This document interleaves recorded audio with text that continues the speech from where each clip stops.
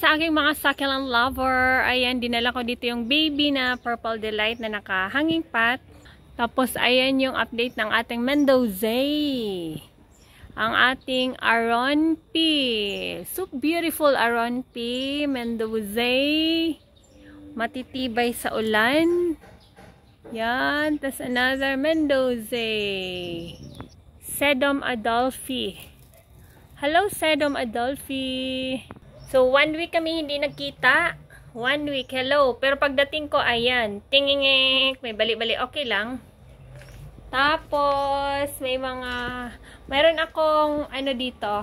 Yung, ayan.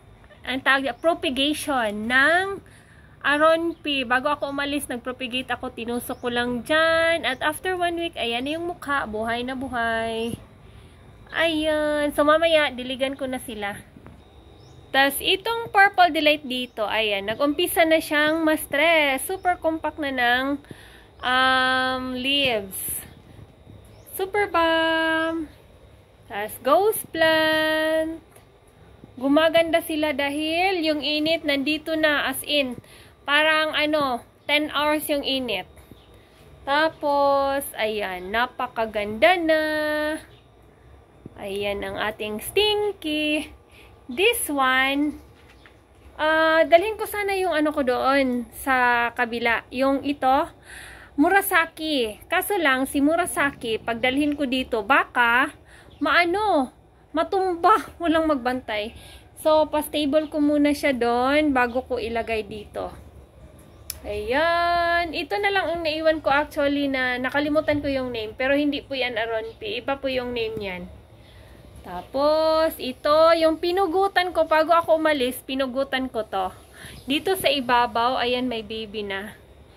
Yan, na-inspired ako dito. Sobrang butchig ng mga babies niya. So, kaya pinugutan ko. Dami kong pinugot dyan. Nilagay ko sa likod yung propagation. Ayan, hopefully buhay siya. Due for dilig na yan kasi 1 week na. Tapos, ayan, hello. Kumusta ka na, Cheesecake? Wala ko, kumustahin ko lang yung mga alaga ko dito. Ayan, binilad ko din to kasi sobrang sobrang payat. Parang payat siya na manipis yung dahon. So, nilagay ko dyan. Alam niyo, ito sobrang kalbo. Tapos, nung nandito ako last week, inaraw-araw ko, ginabi-gabi ko yung dilig. Nakabawi na. Hindi na siya masyadong stress. Kasi pag sobrang stress nila, hindi din maganda. So, ayan. Pag super stress, dilig lang ng dilig. Then, after mga 3 consistent na dilig, ayan, magiging ganyan na yung mukha. Meron akong bagong member na dinala galing sa bahay. Ito din, si Cheesecake, dinala ko dito. Kasi gusto kasi nito, ang init, as in. Recommended ko talaga to, the best to sa mga lowlander. Gusto ninyo ng cheesecake, ay bumili na kayo ng cheesecake kasi yung cheesecake sa lowland talagang nabubuhay. Wag lang masyadong biglain sa init ha. Oo, nyo muna, ang tawag dyan, pasanayin nyo muna sa hindi masyado mainit bago nyo ilagay sa ganito na area. Tingnan nyo ito, hindi ko sinanay muna. Binigla ko kasi aalis na din ako, pero at least nakasurvive din siya. Yan, mga na yan, matitibay na yung naiwan. Ito yung kasama niya. Nakalimutan ko talaga yung pangalan nito. Oo, hindi ko alam yung name niya, pero nagagandahan ako. 2 pot mayroon ako nito. Nandun yung isa naiwan, yung isa dinala ko dito. Itong cactus ko, hindi ko na naambutan yung pamumulaklak. Pero yung isa, ayan, mayroong bulaklak. Kaso lang, hindi pa bumukad. So, hindi ko naabutan yung pamumukadkad. So, anyway, yung iba ko dito, kumusta na kayo? Uy, how are you mga plants? Tapos, ito, ang daming nasa ilalim. Nilagyan ko yan siya bago ako umalis. Ayan, parang patubo na yung mga maliliit na dahon dyan. Tapos, dito, mayroon din akong mga nilagay-lagay sa ibabaw. At dito, bago ako umalis last week. Pero tingnan nyo, ng na yung ibabaw. Tapos this one, kumustahin natin to. Ito, kinuhaan ko to ng iilan. Ang dami buyag-buyag. Diha lang ka. Tapos ito, nanubo na po yung maliliit na dahon na nilagay ko dyan. Ito talaga guys, nagpadami din ako nito. Marami na akong na-dispose, marami na din akong ayan o. Yung bago ako umalis, nag-cut-cut ako. Ngayon parang nag-roots na siya sa ilalim. So, hindi ko muna tandogon or hindi ko muna galawin. So, dyan muna siya. Zam. Si Zam, busy siya. Well, si Mama, busy sa likod. Bina? Uy, daghag na maak, be? Daghag na maak?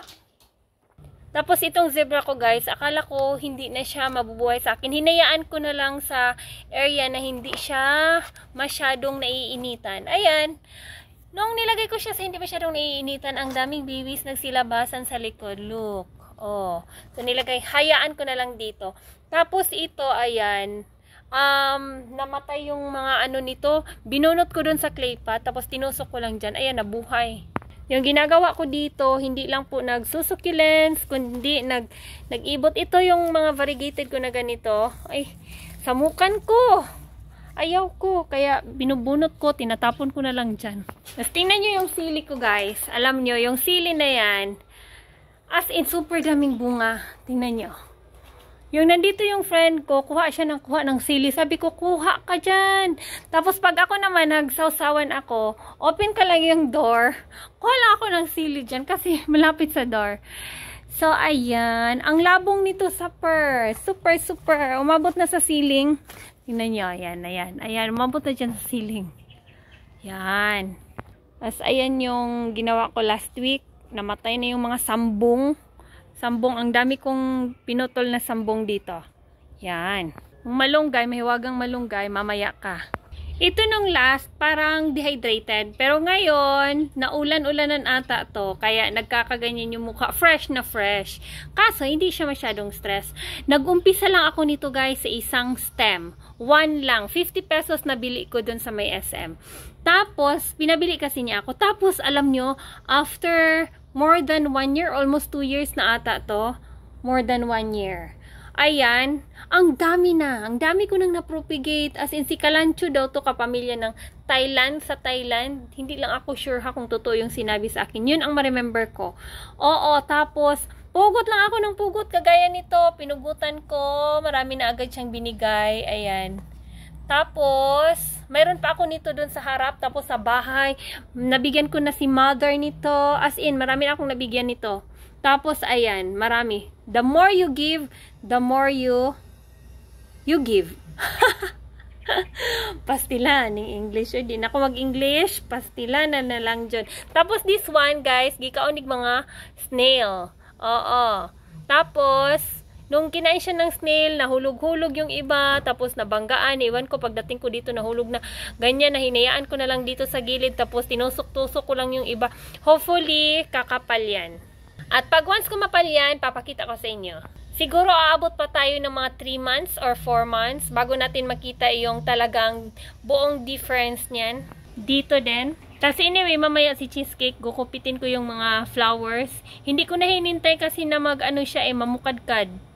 Ayan, ginugupitan ko na. Kasi minsan nakakapangit ng succulents pag hindi ko yan gugupitin. Kasi ito si cheesecake, pag may isang namumulaklak, ay, susunod na yung iba.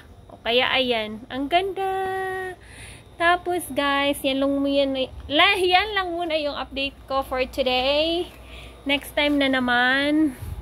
Ayan, hello Mendoza. Mag-ayos-ayos pa ako dito.